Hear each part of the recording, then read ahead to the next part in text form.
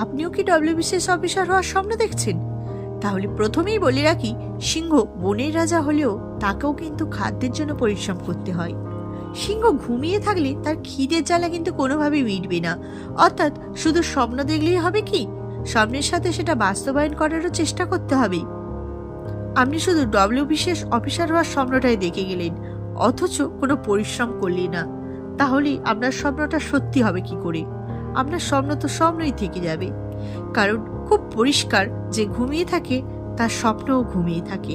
মোদ্দা কথা হলো, পরিশ্রম এবং অধ্যবসায় দুটোই কিন্তু দরকার, কিন্তু এই তাগিদ আসবে কি করে? আজকের ভিডিওটি এই বিষয় নিয়ে।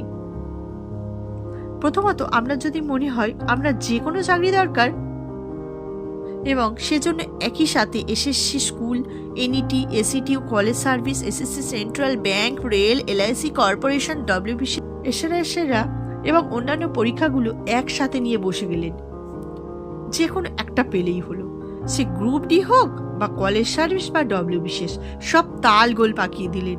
দিনের শেষে দেখলেন একটাও হচ্ছে না। এরকম করলে আপনি কিন্তু হতাশায় ভুগবেন। আর এই হতাশার কারণ আপনি তো নিজেই। কারণ একই সাথে এতগুলো পরীক্ষা সিলেবাস শেষ করার প্রতিভা বা ক্ষমতা কোনোটাই আপনার নেই। কিন্তু যদি আপনি যে কোনো একটা কিছু নিয়ে চিন্তা করেন আর মনটাকে স্থির রাখেন আর ধৈর্য ধরেন, দেখবেন পরিশ্রম করার ইচ্ছেটা আপনার অনেক গুণ বেড়ে গেছে। দ্বিতীয়ত, আপনার পরিশ্রমকে সর্বোচ্চ পর্যায়ে নিয়ে যেতে হবে। কিন্তু মনে রাখবেন, পরিশ্রম বিষয়টা কিন্তু খুব ধৈর্যের।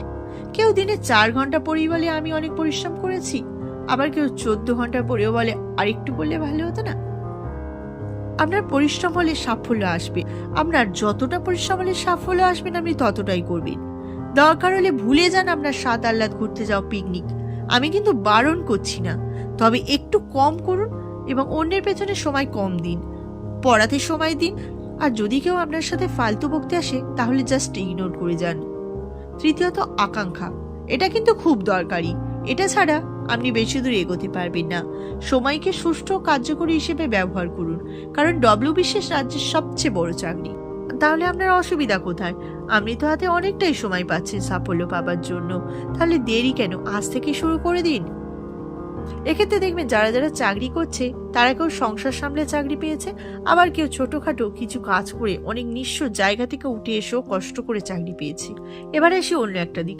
শুধু পরিশ্রম দিয়েই কি সাফল্য পাওয়া সম্ভব? একদম না। দরকার সুষ্ঠু পরিকল্পনা। নিজের ভাবনা এবং পরিকল্পনাগুলোকে ঠিক করুন, আর না হলে সঠিক গাইডেন্স নিন। কারণ মনে রাখবেন, অভিজ্ঞতার মূল্য কিন্তু অমূল্য।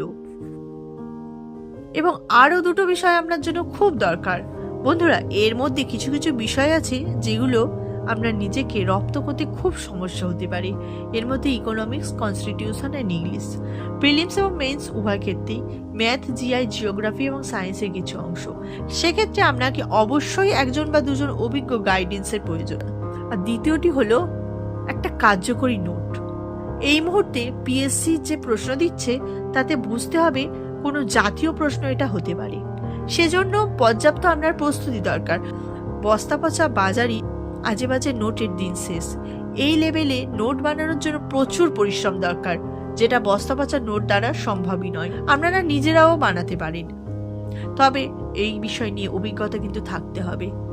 সব বিষয়ে ভালো ভালো বই নেই, তবে হ্যাঁ, কিছু কিছু বিষয়ে ভালো ভালো বই আছে, সেগুলো কিন্তু খুব কার্যকরী।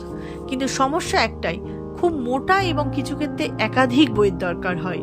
হয়তো সব পড়ে ওঠা সম্ভব নয়, কিছু কিছু বাদ দিয়ে পড়তে হয়। কি কি বাদ দিয়ে পড়তে হবে সেটাও আপনাকে জেনে রাখতে হবে।